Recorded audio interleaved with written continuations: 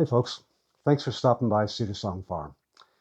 Today what we're going to talk about is refreshing a worm bin. And I'm going to give you the who, what, when, where, and why of what we're going to do and how we're going to do it, why it's important, and if you're like me, now is the time to be doing it.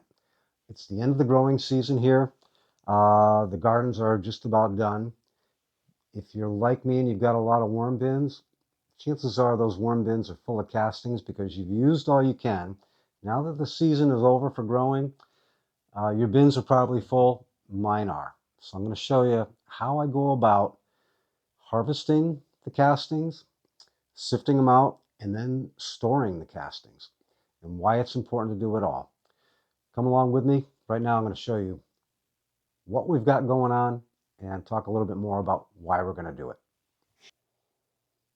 Okay, so here's what we've got. This is about a 4-foot long worm bin that I made from a discarded old, what is it, Rubbermaid tote. And as you can see here, this is the side that I've migrated all of the worms to. Now, they are pretty much out of this side, although, yeah, there's still a worm or two in here, and I expect to find that. But what we're going to do today is we are going to harvest this side. We're going to leave this side the way it is, and then we're going to reset this bin by starting this side completely over again. Why are we going to do that? Well, what's going to happen is it's going to take less time for this reset side to build up the biology and allow for the worm numbers to get to what we're seeing over here. All right, let's get started with that.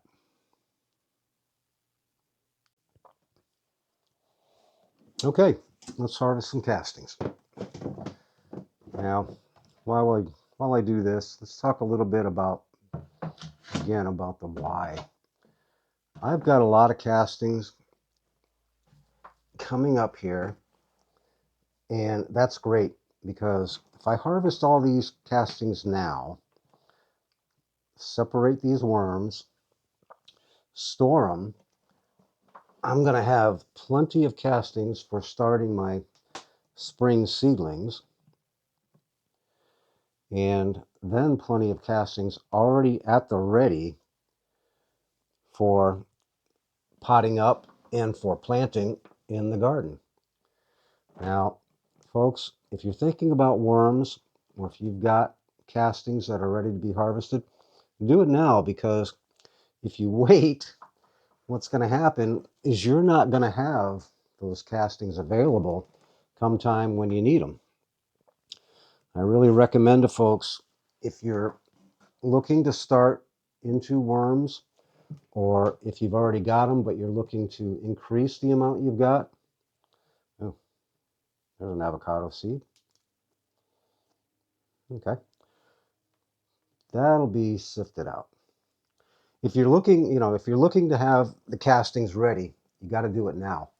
Now I figure it's going to be February before I get going and really start any seeds. That'll be my peppers, hot peppers, and all of that. So I will have them ready. I'll have actually harvested 2 different times at least by that time. But if I waited, well, then I wouldn't have them, and I'd be set back a little bit. So do it now, folks. Harvest the castings that you have, reset your bins so that you can make nice new fresh castings, and be prepared when the springtime comes. Now, I don't sell worms, so when I sift these castings, I'm not really going to be looking to harvest the worms out as much, or not the worms, but the cocoons. I'm not looking to get those eggs. I'm not looking to raise new worms. I'm just strictly in this for the castings. And that makes it a little bit easier when I go to sift because I don't have to spend as much time trying to get all those cocoons out. We all know, if you've done this before, you all know how difficult that can be. But I'll just be going for the castings. So what we've got here now is about half of the bin separated the castings from the newer portion. Now remember, this part right here, this has already had this done to it. That was done about, I'm going to say about a month ago. The majority of the worms have migrated from this side here, and they've gone over there because that's the side that I fed. This side hasn't been fed. Now, because I use primarily a natural bedding, compost, leaves, and I feed with a natural food, green vegetables, fruits, there is always going to still be food in the castings here, even though I've been feeding over there. And the reason for that is, well, believe it or not, worms will eat their own poop, and they'll eat it numerous times over. So I like to think of it, okay, all those guys, they're the hungry ones. These guys, they're not that hungry. Now, I'm not sifting the worms out right now. We're going to take this bin upstairs to my area where I do take the castings and sift the worms and the cocoons when I need them out. But as you can see, this is just primarily beautiful, nutritious for vegetables castings. This is undergoing the point of making nutritious fresh castings. When I come back, or actually, next thing you're going to see is me sifting these out. And then what we're going to do is we're going to come over here and we're going to refresh this part of the bin so it's almost brand new. Notice I didn't take all the castings out. I want some of that in there to inoculate all the fresh bedding that I put in there. All right, let's go from there. Okay, let's take the last scoop of the castings, and we are using the light method here. Let's talk a little bit about what I found. I was pretty impressed by the way that the migration went. There's not a whole lot of worms in here, and what I did find and am finding are some very young worms and some super young worms and some castings. Yeah, lots of castings. A lot of woody bits, some biochar. It's something I wanted to show you in the castings here. I'm about 3/4 of the way done of this batch, but just remember how I put the biochar in there? Well, here's 2 pieces of the biochar. In one of these pieces, this one's about the size of a dime, there's probably more biological life in there than there is in New York City and Chicago put together. The biochar, if I could crack this open and show you, it's got a lot of little, basically little rooms in there for the bacteria to live in. There's air, there's food, but the real thing about it that I do it for is when I put this into my garden or into your house plants or wherever you put this, that biochar is bringing biology, and that biology is what makes your plants grow to their best of their capabilities. They're supplying, look it up, it's really amazing, but they're supplying the needs to that plant based on what that plant is asking for. The other thing I'd like to show you, I don't use any coconut coir or peat moss, or I don't even use a whole lot of cardboard. I use more of a natural bedding, and you'll notice the darkness of this compared to a bedding that was made and castings that were made with paper products and all that. Now, don't get me wrong, I'm not getting down on that because I use them too. I think it's great to keep them out of the landfill. But add that natural bedding to your worms. The worms are going to do better, and you're going to come out with a better product castings in the end. I did find some cocoons, mostly, well, not mostly, pretty much all of them were ready to hatch. I mean, they were dark. Now, all the big stuff that I'm finding, they're going in with the refresh part of the bin. I know that they're, even though I'm picking out a lot of the smaller, the baby worms, I'm not really going to town trying to get them because they're going to go in my storage of castings and they're going to grow. In about a month or so, I will put a bait cup in there. I'm not sure if I've done a video on a bait cup, but basically it's a cup with holes in it. You put some delicious food in there. Oh, there's a big piece. And the worms will go up into that. I don't know what this was, but it's soft and it's definitely breaking. Oh, there's a worm in there. Okay, that'll go back in. I did find some avocado shell skins, some leaves, which is perfectly normal. But I'm not worried about the small worms that stay in and go into the harvest bucket that's going to sit there pretty much all winter because they will grow. They will have enough food. There's leaves in here still. There is the castings that they'll reconsume. I think, no, I'm sure the reason that you find the younger worms and not the older adult worms, the older adult worms, they move, they go to the food part. The young ones, well, it might take that older adult worm a week to get there or a couple of days to get there, but those little baby ones, they don't move quite as quickly. And they fill up and they're going to sit down, they're going to take a break on their full bellies, and it's not going to be a real fast trip for them to get over to the food. They've got plenty of food right where they are. See, but this is like what I'm talking about for the young worms. These guys are, they're 2-3 weeks old, maybe a little older, maybe a little younger, but it takes them a long time to get over there. That one's a little bit older.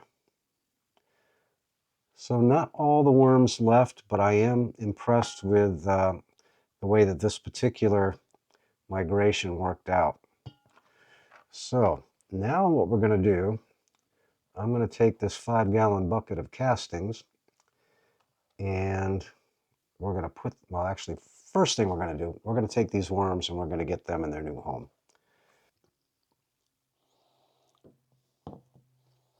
Okay, so now we're going to refresh this bin.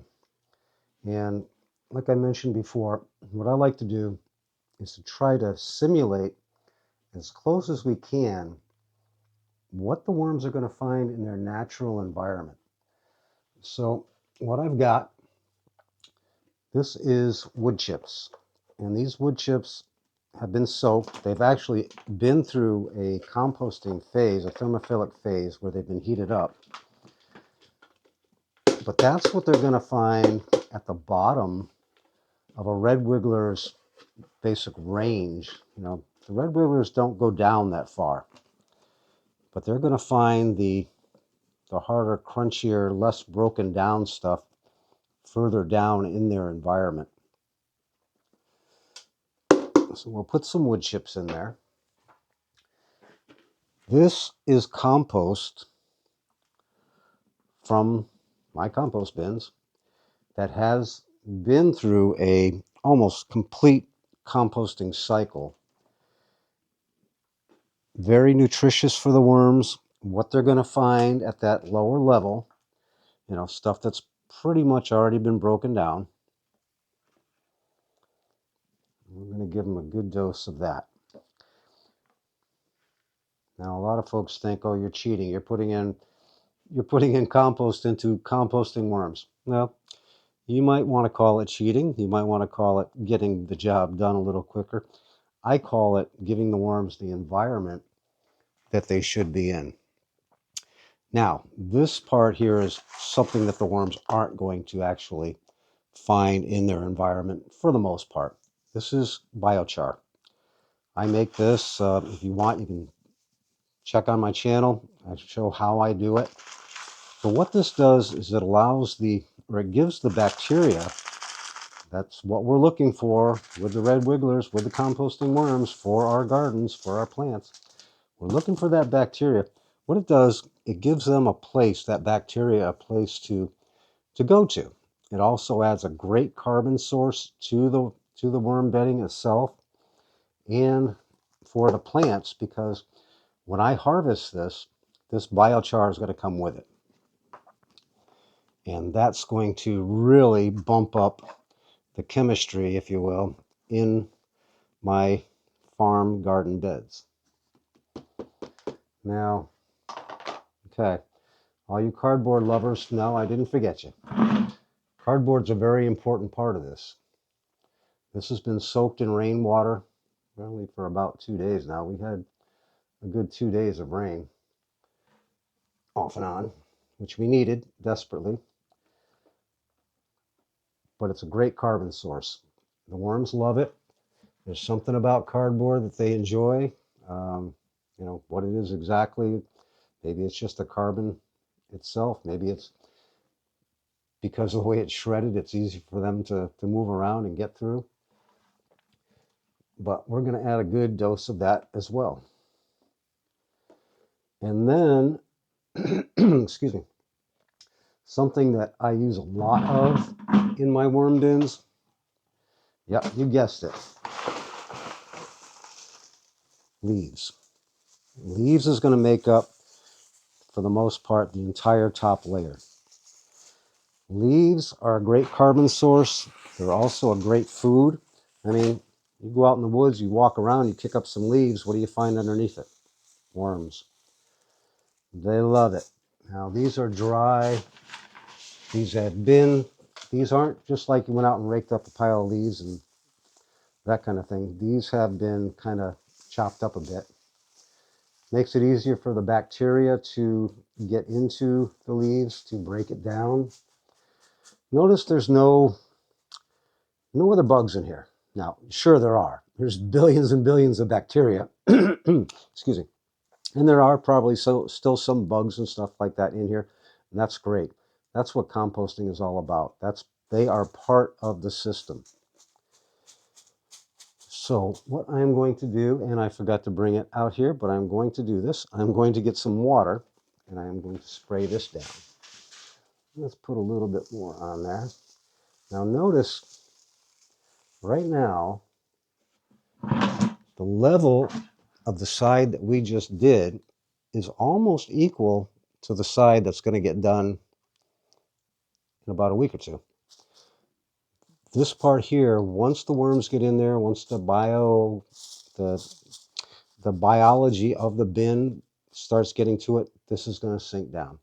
I'm going to mix some wet leaves, I'm going to try to make some wet leaves, but I'm going to mix some wet cardboard in here to help to get those leaves moister. But give me a moment, I'll be right back, and we will get some water on here. All right, here are the new girls for this bin. Now, again, I'm really happy with the way that the migration went. There's not a lot of worms in here at all. It's mostly chunky stuff, little tiny babies. There are some, not adults. Well, nope, not adults. Pretty close. But we're going to put that chunky stuff in there, and we're going to let these guys go ahead and do their thing. Got a couple babies in here that I'll get out. Sorry for the noise, girls. And we'll spray them down a touch. Make everything nice and comfortable for them. Now let's talk a little bit about what we did here today. First and foremost was the why. We needed to get these castings out. We need to get them stored up and put away for next year.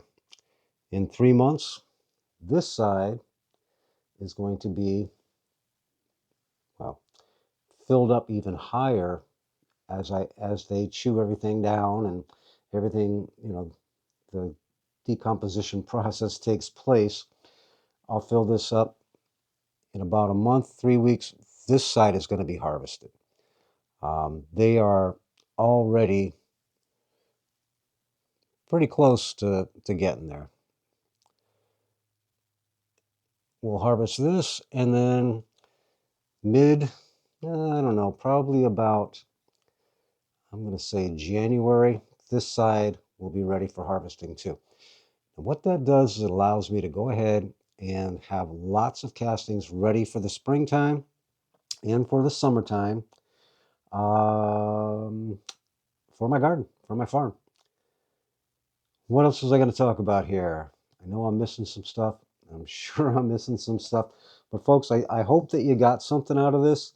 Um, Kind of the big takeaway again about why I do this the way that I do it, to make it really how the worms would live in their regular outdoor environment. I think that is the best thing for the worms. Worms don't get cardboard in their outdoor environment unless they're living in a dumpster somewhere. But cardboard does have a good purpose in the worm bin. But what they're really looking for, they're looking for composted material. They're looking for leaves. They're looking for those wood chips, that partially composted material. That's where all that bacteria is living, and that's where they're going to want to go, and that's where they're going to want to live, and that is where they're going to thrive. All right, I won't bother you anymore with my jabbering. I hope I did everything. I might have to come back and put in some different parts on this to kind of explain better what I'm talking about. But if you got any kind of enjoyment out of this or learn a little bit, give me a like, subscribe to the channel. I'm going to have a lot more videos like this on here. Wintertime's coming. I've got lots of time now that I'm not working on the farm to be working with the worms. And what we're going to do is we're going to take a large tote that's already got castings and my secret ingredient, which is wet rotted wood. Just branches that came from my wood pile.